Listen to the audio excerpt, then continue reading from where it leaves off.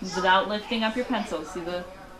Rhiannon McElroy is taking teaching into her own hands. This Preble mom is showing her 11-year-old son Benjamin something his school isn't: cursive writing. Dot your J in your I. That's how you write your name in cursive. Try one more time.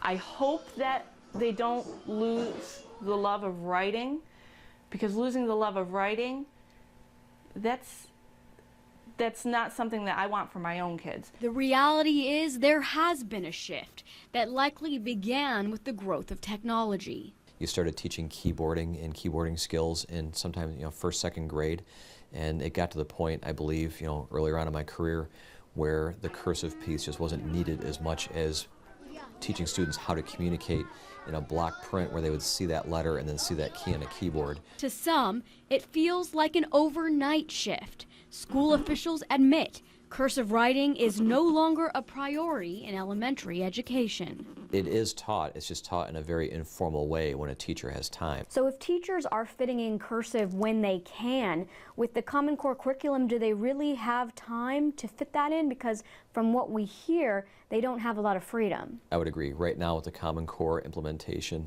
things like building rockets, teaching cursive writing, those are things that are unfortunately kind of on the shelf, and they're fit in when they can be fit in. As technology continues to evolve, there's a good chance cursive will never play a primary role in education again, with one exception.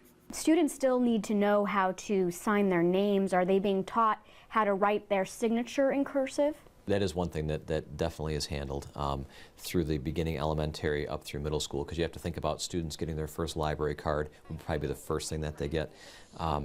That is taught, and so they at least know how to do their own name in a signature format. Up, down, loop, A, then go back down. The writing is on the wall, but Benjamin's mother doesn't like what she sees. To hold a letter from my grandmother that she hand wrote to me and that I'm able to read it, I want my daughter to look at that letter in 20 years and be able to read it too.